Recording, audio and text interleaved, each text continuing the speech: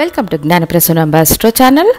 ఇవాల్టి వీడియోలో తీరని అప్పులు చంద్ర భగవానుడు అనే అంశం. ఇక అప్పులు అంటే భయపడని వాళ్ళు ఉంటారు.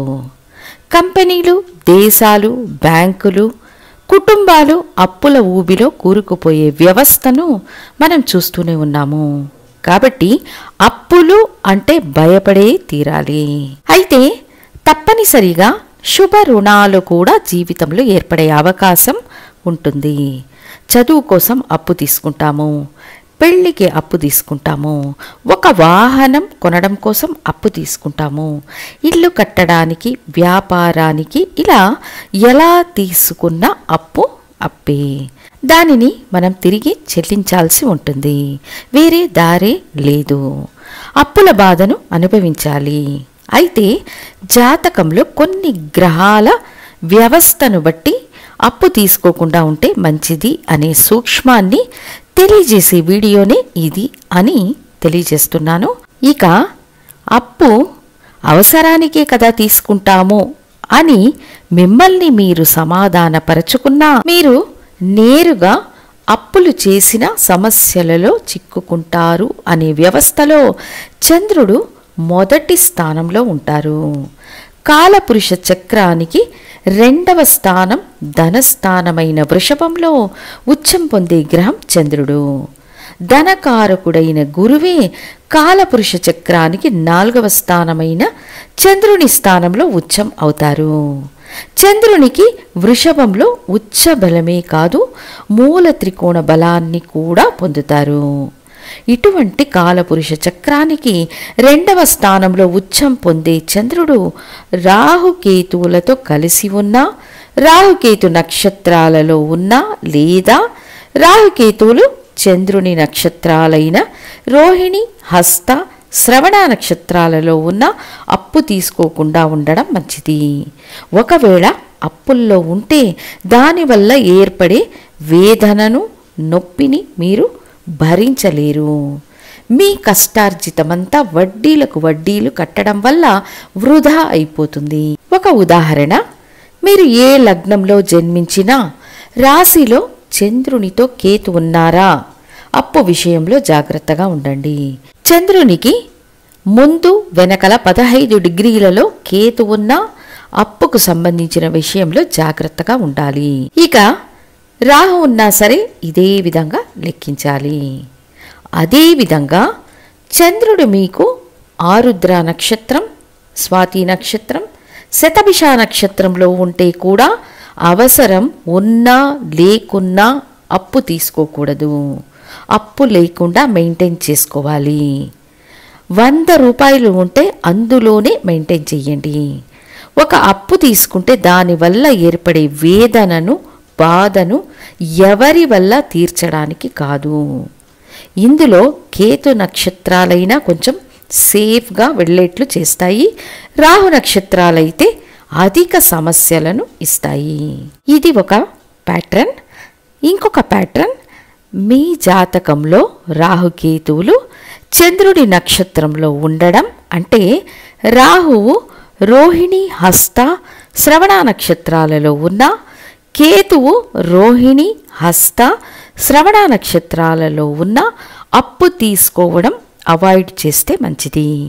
అంతేకాక ఆ గ్రహ దశలు జరిగితే తప్పించుకోవడానికి కానే కాదు. ఇప్పుడు ఒక జాతకంలో వృషభంలో రోహిణి నక్షత్రంలో రాహు ఉన్నారు, కూడా చంద్రుడు ఉన్నారు. వీళ్లకు రాహు దశ రాబోతుంది అంటే వీళ్ళు ఖచ్చితంగా రుణగ్రస్తులు అవుతారు. అప్పు తీసుకుంటే తీర్చలేక కష్టపడతారు. దశ అయిపోయేంత వరకు జాతకుడు వేదనను, నొప్పిని అనుభవిస్తాడు.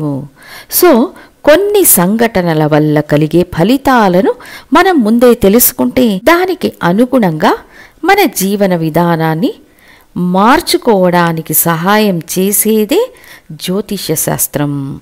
మన జనన జాతకాన్ని బట్టి భవిష్యత్తులో ఏర్పడే ప్రతికూల ఫలితాలను ముందే తెలుసుకుంటే ఆ దుష్ఫలితాలకు దూరంగా ఉండడం మంచిది. దుష్టులకు దూరంగా ఉండాలనే విధిని పాటించాలి. సో మన జాతకంలో రాహువుతో చంద్రుడున్నాడు లేదా చంద్రుడు రాహుకేతు నక్షత్రాలలో ఉన్నాడు అంటే మోస్ట్లీ అప్పు చెయ్యకూడదు. ఇది ఒక విధి. అంతేకాకుండా అప్పు తీసుకునే వారికి జామీను ఇవ్వకూడదు. ముఖ్యంగా రాహు నక్షత్రంలో జన్మించిన వారు ఓవర్ కాన్ఫిడెన్స్తో నేనున్నాను అని ముందుకు వెళ్ళి చిక్కుకుంటారు. ఆరుద్ర, స్వాతి, శతభిష నక్షత్రాల వాళ్ళు ఇతరులకు జామీన్ ఇచ్చి వీళ్ళు అప్పు కట్టిన సందర్భాలు ఖచ్చితంగా ఉంటాయి. ముఖ్యంగా 25 సంవత్సరాల నుండి 50 సంవత్సరాల మధ్య వయస్సులో ఉన్న ఆడవాళ్లైనా మగవాళ్లైనా ఈ 3 నక్షత్రాలలో జన్మించిన వారు స్నేహితుల కోసమో స్వంత బంధువులకో జామీన్ ఇచ్చి అప్పుల పాలు అయ్యి ఉంటారు. జ్యోతిష శాస్త్రంలో కొన్ని గ్రహాల కాంబినేషన్ వల్ల కొన్ని విధులు ఏర్పడతాయి. తీరని అప్పుల సమస్యలు ఏర్పడబోతాయనే వ్యవస్థలు చంద్రునికి ఈ నక్షత్రాల సంబంధం, ఈ గ్రహాల సంబంధం కలిగినప్పుడు ఏర్పడతాయి. రాహుకేతువులతో చంద్రుడు కలిసి ఉండడం వల్ల మనోబలం, అతీతమైన విశ్వాసం వంటివి జాతకుడికి అధికంగా ఉంటాయి. ఎందుకంటే చంద్రుడు ధనస్థానంలో ఉచ్చం అవుతారు కాబట్టి. సో సమస్య రాకముందే రక్షించుకోవడం ఉత్తమం. వచ్చిన తర్వాత ఏమీ చెయ్యలేము, నివారణోపాయాలు లేవు, గుళ్ళు గోపురాలు తిరగడం లాభం ఉండదు. మనం ఆ సమస్య రాకుండా తప్పించుకోవాలి. ఇది చాలా ముఖ్యం. ఒకవేళ అప్పుల సమస్యల నుండి కష్టపడుతున్నాము, ఏం చెయ్యాలి అంటే కృష్ణపక్ష అష్టమి రోజున కొద్ది కొద్దిగా అప్పు తీర్చండి, తగ్గుతూ వస్తుంది. కాలభైరవుడికి కొబ్బరికాయ దీపం పెట్టండి, బెటర్ రిజల్ట్స్ పొందే అవకాశం ఉంటుంది. అయితే ముందుగా అప్పుల ఊబిలో కూరుకుపోకుండా జాగ్రత్తగా ఉండే సూక్ష్మాన్ని నేర్చుకోండి.